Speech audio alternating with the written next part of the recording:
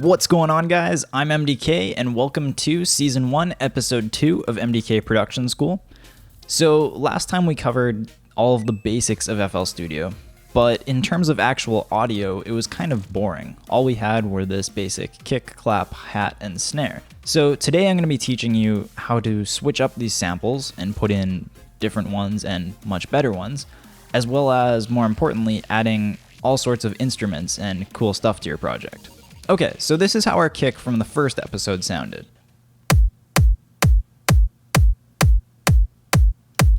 It's not bad, but I'd like to change the sample to something a bit different. There's two ways to go about doing this, and I'll run through both of them quickly with you. Let's take a look at the first way. Start by clicking where it says kick, and that brings up your channel settings for that particular sample. Go over to this folder button here and click on that. Doing this brings up Windows Explorer, which you're most probably pretty familiar with. Let's click the up one level button a few times until you end up in this packs folder. This is the folder where FL Studio stores all of the samples and audio that comes with the program. Let's navigate to the drums folder, and let's go to our kicks. To test how one of these sounds, simply click on the sound and you'll hear it play back.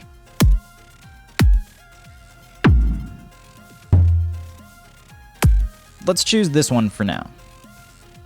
We've loaded that sample into this sampler, so when we press play, we're going to hear this sound instead of the previous kick.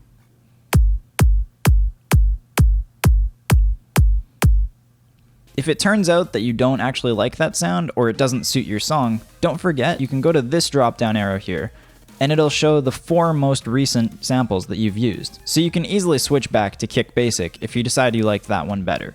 For now, let's stick with Groove Kick 21. Let's do the same thing for the clap sample. So, click on the clap, and then click on the folder button, which brings up this default folder.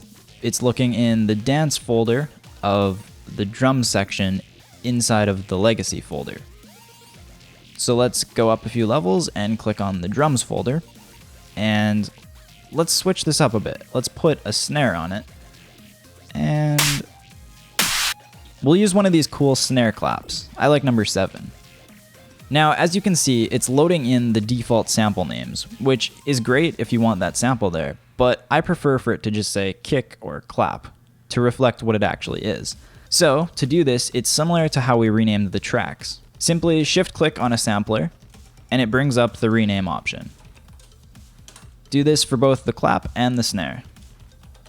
Let's go to the playlist now and see how our song sounds with these new samples. Switch to song mode and press play to hear how it sounds.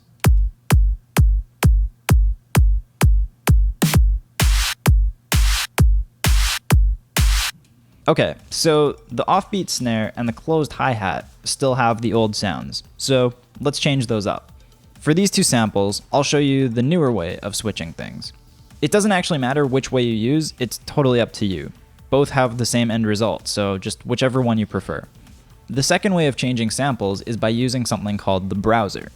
Go up to this button right here, or simply press F8 on your keyboard. This brings up on the left-hand side the browser. Now, the browser is basically just a folder navigation system that has all the same folders as Windows Explorer, but it's in an easy drag and drop kind of way. So, as you can see here, we have our packs folder. This is the same packs folder that we chose our new kick and clap samples from. So click that folder, go into the drums part, and we're going to replace the hat, so let's go to hats, and we can pick any of these. So it's the same, you click on a sound, and you can hear what it sounds like. Let's go with Groove Closed Hat 7. So click and drag that sample, and when you mouse over hat, you'll notice it turns orange. So drop it on the hat, and that sound is now replaced. So let's rename that. Now we need something for our offbeat snare. So we'll go back to the browser, and we'll go back to our snares folder, and let's pick Industrial Snare 2. So we'll do the same thing, click on it, drag it over, and drop it onto snare. Then rename it snare. So those are the two different ways that you can switch samples. Let's take a listen to our full song now.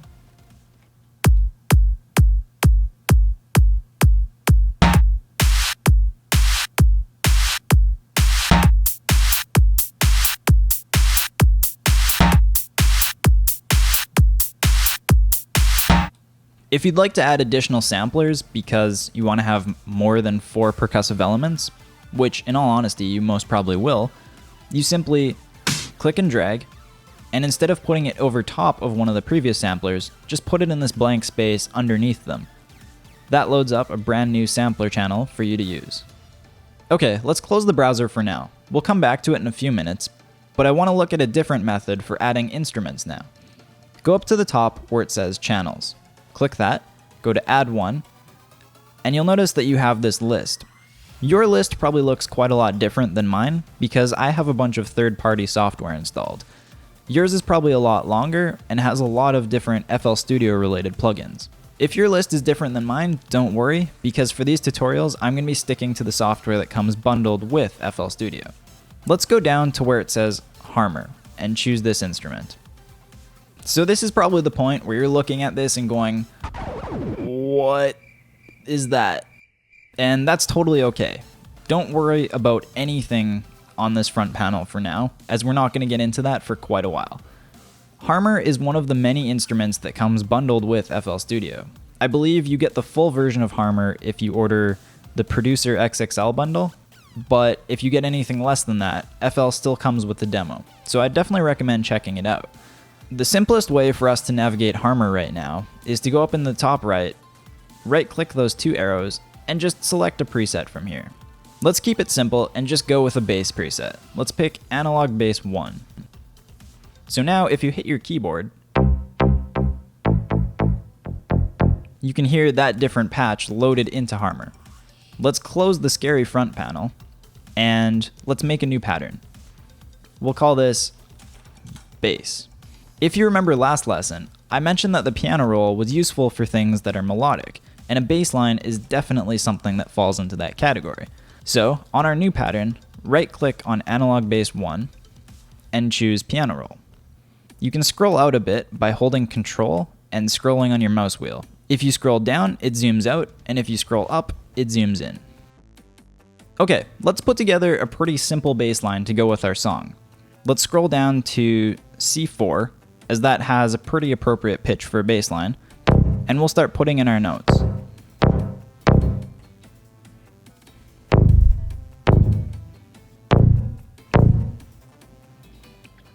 It's really simple, and it's just going to be an offbeat pattern, but it's going to fit our song pretty well. So let's close out of the piano roll, and we'll go back to our playlist. In the playlist, go to track 5 and rename it Bass. Now, make sure that you have your bass pattern clip selected, and paste it into your song. It's a pretty good idea to make some variations because you don't want to use a 2-bar pattern clip over and over and over. That's how you make a really boring song. Big room.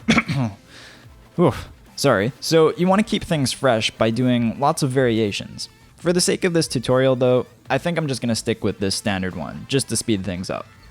Let's hit play and hear how it sounds.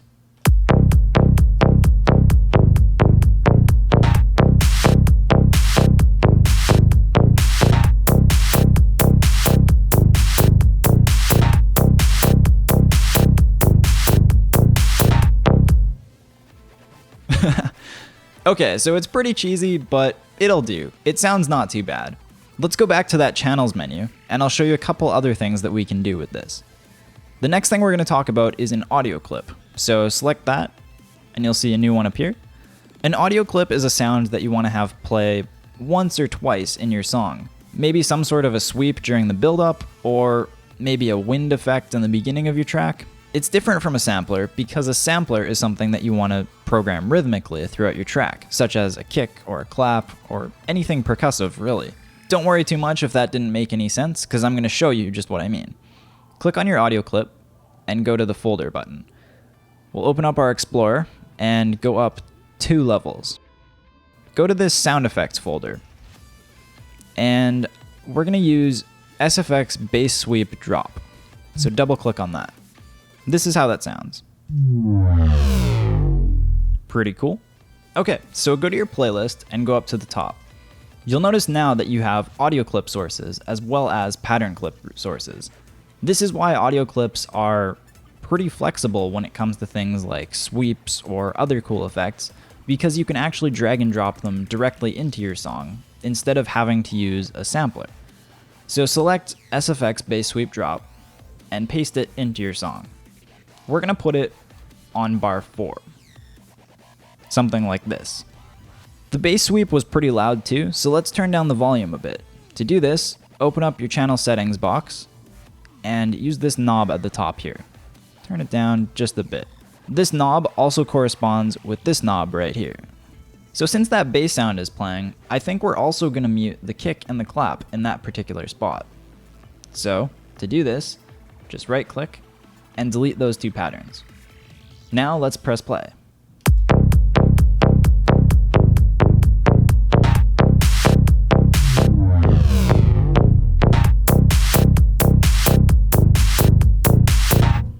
Okay, so it's still pretty cheesy, but it's coming together pretty well. There's a couple more things that I want to show you guys to wrap up this tutorial. Let's go back to our browser for a second, which is this button right here, or F8 on your keyboard. If you go to any sample folder, you can actually click and drag any of these samples directly into your playlist to use them as audio clips. You don't have to go channels, add one, audio clip, and then navigate with the folder button and go through that long process if you don't want to. You can simply find the folder in here and drag them directly in.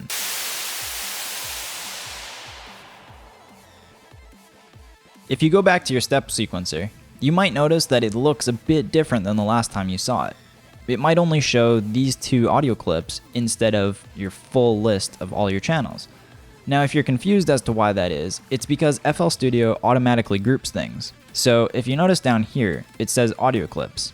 If you click that arrow, and instead you choose all, it goes back to showing everything.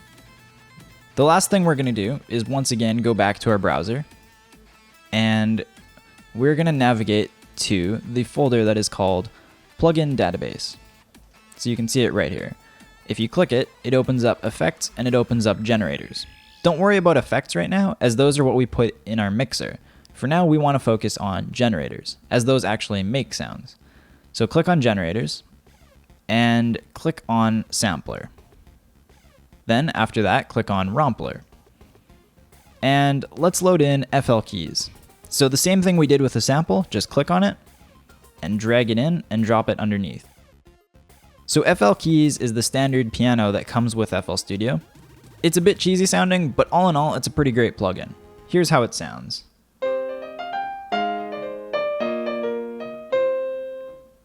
Alright, so that's pretty much it for this tutorial. I just showed you that quick way of loading FL keys to show you that you don't have to go channels, add one, and then find it in here. It's totally up to you which method you use, whichever one you're more comfortable with. I actually prefer to have the browser closed as it just gives me more space to work with, and I just go channels, add one.